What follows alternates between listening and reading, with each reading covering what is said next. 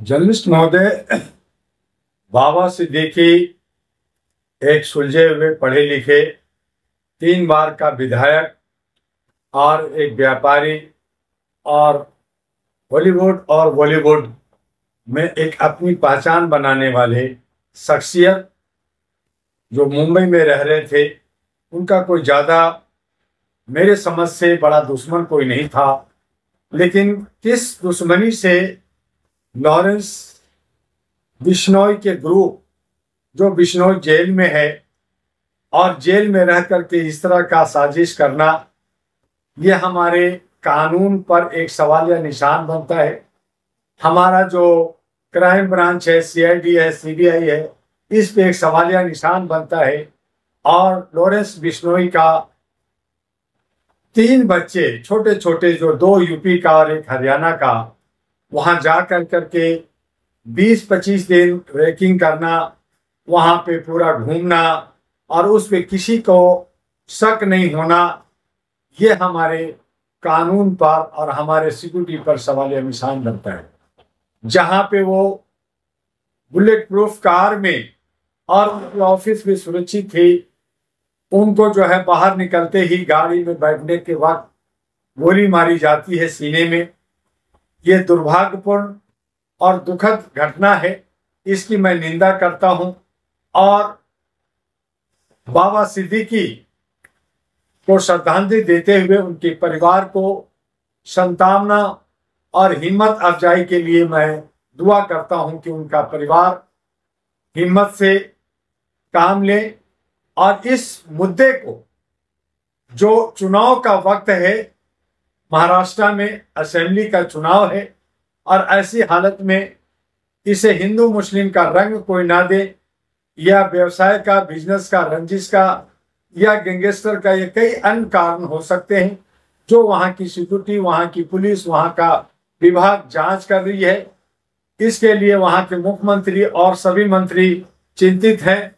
तो देखते हैं कि क्या होता है, लेकिन इस तरह की घटना जो घट रही है, ये निंदनीय है, ये गलत है।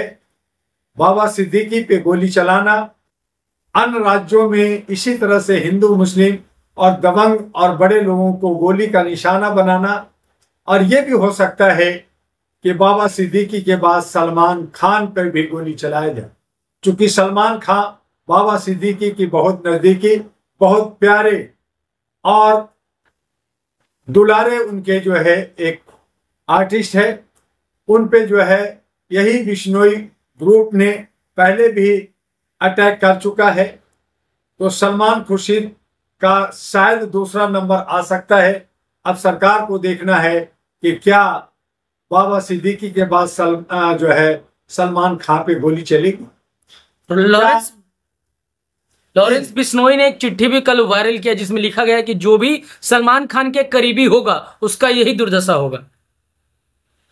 देखिए, इस तरह की दुर्भाग्य लेकर करके नफरत की बाजार को बना करके इसमें कहीं ना कहीं मुझे राजनीति की बू आती है, कहीं ना कहीं बदले की भावना दिखती है, कहीं ना कहीं गैंगस्टरों की जो है ये चाल दिखती है। और इसके लिए हमारे कानून सख्त होना चाहिए।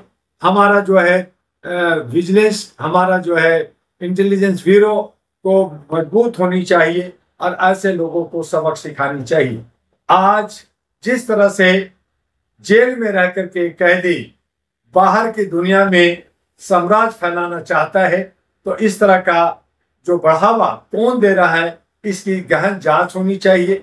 आज हमारे बीच में बड़े बड़े गैंगस्टर खत्म हो गए, बड़े बड़े डॉन खत्म हो गए, और फिर उस तरह का सर अगर कोई उठा रहा है, तो इस तरह का अगर साम्राज्य फैला रहा है और फिल्म इंडस्ट्री को बर्बाद करना चाहता है, या फिर व्यापारियों को या नेताओं को या जजेस को इस तरह का निशाना बनाया जाता है, तो ये दुर्भाग्यपूर्ण है। इस पे जो है बहुत ही संगीन तरीके से सोचना होगा, और हमारे जो महाराष्ट्र का चुनाव है उस पर कोई प्रभाव ना आए, उस पर जनता जो है अपने सही जनप्रतिनिधि को चुने। इस तरह का दुर्भावना में आकर करके, वो नफरत की बाजार में आकर करके कहीं जो है इधर और उधर न हो जाए, तो इसके लिए हमें सोचना होगा कि लोकतंत्र को बचाना है, संविधान को बचाना है, और इसके अंदर जो इस तरह की गलत हरकतें कर रही है उस पर एक्शन भी होना। लेकिन एक छोटा सा सवाल खड़ा होता है कि जेल में बंद रह करके लॉरेंस बिश्नोई बार बार इस तरीके के अंजाम दे रहा, तो क्या इसके पीछे कोई पॉलिटिकल पार्टी का हाथ है? देखिए, जितने भी, चाहे अलगाववादी हो, चाहे आतंकवादी हो, चाहे गुंडागर्दी हो, चाहे वो जो है इस तरह के दौर की तरह गैंगस्टर की हरकतें हो, या पैसे की उगाही हो, चंदा लेने और देने की मामला हो, ये सब के पीछे बड़े लोगों का हाथ होता है। क्योंकि मजदूर तो बेचारा मजदूरी करता है, जो गरीब है वो बेचारा सुबह शाम जो है कुआं खोदता है, पानी पीता है, लगातार इधर से उधर भागता रहता है ताकि दो पैसे कमा सके और अपना घर परिवार चला सके। उन्हीं गरीबों में से कुछ चंद लोग, अमीर लोग, जो 3 लाख रुपए दे करके मर्डर करवाते हैं छोटे छोटे बच्चों से। जो उत्तर प्रदेश में 3 लाख एक बहुत बड़ा अमाउंट नहीं होता, लेकिन 3 लाख रुपया ले करके वो छात्र, वो बच्चे जो पढ़ सकते थे, वो IAS IPS बन सकते थे, अपना भविष्य बना सकते थे, और वो चंद पैसों के लिए जा करके मर्डर करता है। तो ये जो है हमें देखना होगा कि कानून जो है, प्रशासन क्या करती है, और इस तरह का जो भी बढ़ावा मिल रहा है कहीं ना कहीं ये जो है विधायिका लीडरों का हाथ है। क्योंकि लीडर ही आज के डेट में, आज के समय में सबसे बड़ा डॉन हो गया है।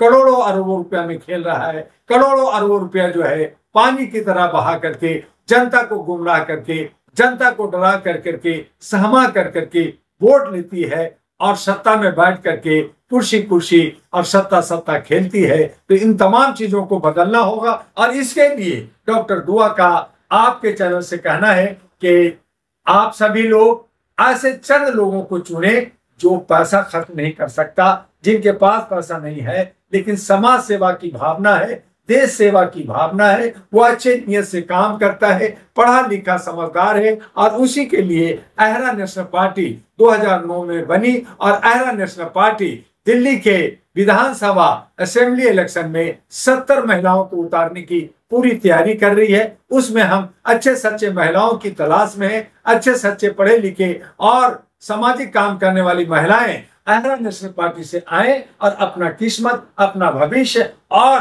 देश का और दिल्ली की भविष्य को, दिल्ली जो कूड़ा कर सार हो गया है, दिल्ली जो गंदा हो गया है, दिल्ली के अंदर विकास रुक गया है, उस विकास में गति आ सके, वो सुंदर बन सके, एक न्यूट्रिएंट जोन की तरह पूरा दिल्ली बन सके, एक जो है लंदन की तरह पूरा दिल्ली बन सके। तो उसके लिए हमें आना होगा। और अहरा नेशनल पार्टी जो अपना वादा एजेंडा ले रही है, वो लिखित में दे रही है कि हम ये सारा काम करेंगे।